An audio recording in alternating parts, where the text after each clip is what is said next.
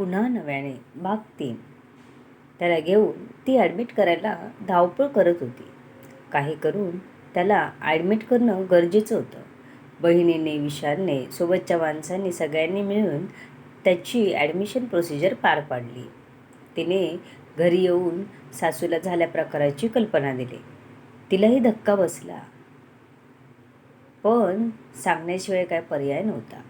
तिला त्रास होणार हे माहीत होतं, म्हणून तिने तिला आधी सांगितलं नव्हतं. मेजर ॲक्सिडेंट झाला आहे, त्यामुळे शिव कोमात गेला होता. 3 महिने खूपच जास्त वाटत होते. बाळ मोठं होत होतं. रात्री त्याच्यासाठी घरी जात असली तरी मन मात्र शिवच्या विचारात असायचं. त्याला रिकवर व्हायला खूप वेळ लागला होता.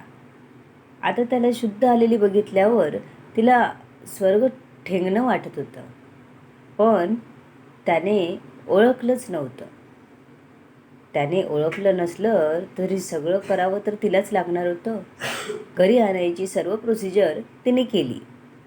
विशालने ही मदत केली आणि शिवच्या वार्डमध्ये येऊन त्याला उठवायला मदत केली. शिवला कसं तरी वाटत होतं की आपण एका अनोळखी लेडीजची मदत घेतोय. विशाल आणि तिच्या आधाराने टॅक्सीत बसून निघाले. घरी जाऊन कसा रिॲक्ट होईल हे बघायचं होतं. घरी येऊन शिवला बरं वाटलं होतं. आई, अगं हॉस्पिटलमध्ये औषधांचा किती वास येतो गं. आता बरं वाटलं बघ घरी आल्यावर. शिव घरात आल्या आल्या आईशी बोलत होता. बरं, तुझं आवरून घे बघू, फ्रेश हो, शिवची आई म्हणाली. टॅक्सीचं बिल पेड केलं व नेहा सगळं हॉस्पिटलमधलं सामान घेऊन घरात आली. सगळं सामान शिवच्या रूममध्ये ठेवून चिन्मयला आणायला गेली. पिल्लू तिची कधीपासून वाट बघत होतं.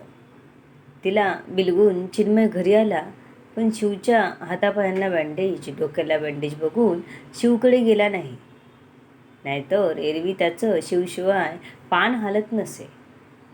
नेहाला बाळाला घेऊन येताना बघून शिवला वाटलं, ही तर आपल्याकडेच राहते. त्यानं आईला प्रश्न विचारायला सुरुवात केली. आई, आपल्यासोबत घरी आल्या त्या कोण आहेत गं? बाळ आपल्याकडेच असतं का त्यांचं? छान आहे ना बाळ, नाव काय? शिवने विचारलेल्या प्रश्नावर आई निरुत्तर झाली होती. काय उत्तर द्यावं कळत नव्हतं. चिन्मय आहे नाव त्याचं. तू आराम कर बघ, आत्ताच कुठे थोडं बरं वाटतंय तुला, आईने त्याला तिथून बाजूला नेत म्हटलं. चिन्मय त्याला असं बघून घाबरला होता. तो शिवकडे गेला नाही, नेहाकडे जाऊन बसला होता. बोबडे बोल बोलणारा चिन्मय आपल्या बाबाला ओळखू शकला नव्हता. शिवपासून लांब राहून त्याला बघत उभा होता. शिवला काही परत त्रास नको म्हणून आईने शेजाऱ्यांना आधीच कल्पना दिली होती.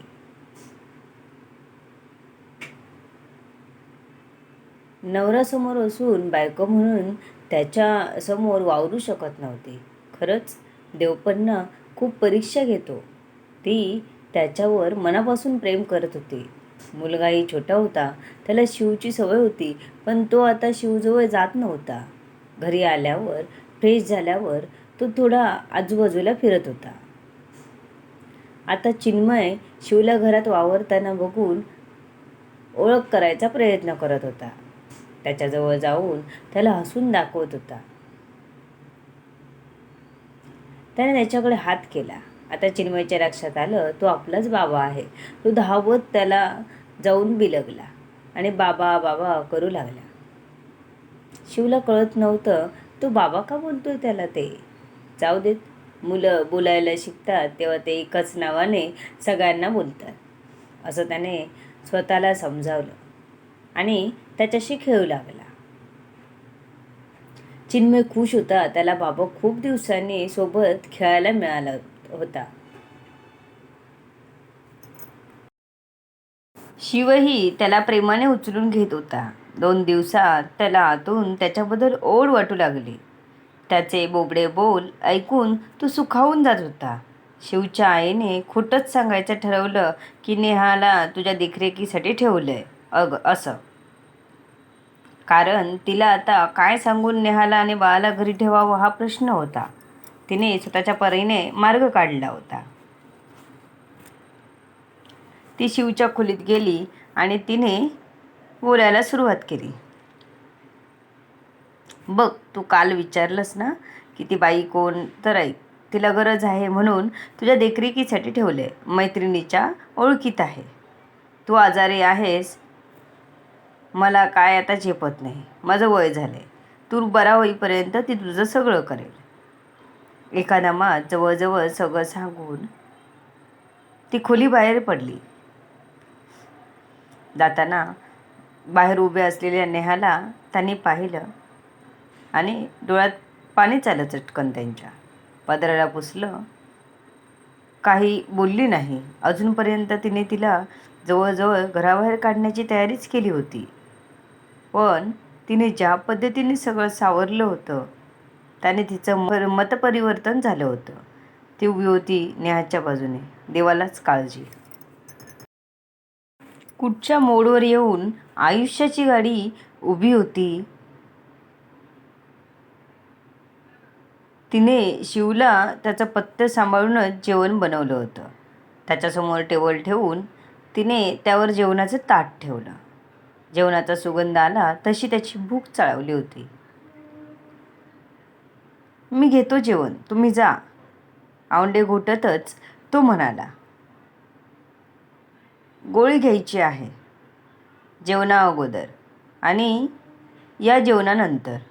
त्याच्याशी नजर मिळवून शकत नव्हती. खाली मान ठेवूनच बोलली. तेवढ्यात चिन्मय आला. मम्मा मम्मा करत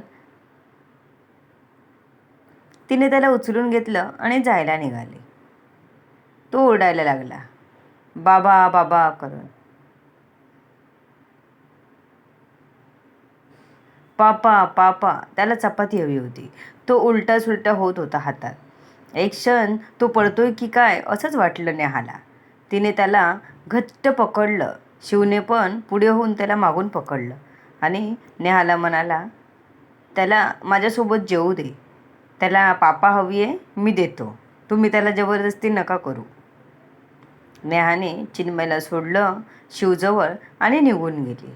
शिवने त्याला उचलून आपल्या बाजूला घेतलं. त्याच्या हातात चपाती दिली आणि तो प्रेमाने चिन्मयकडे बघत होता.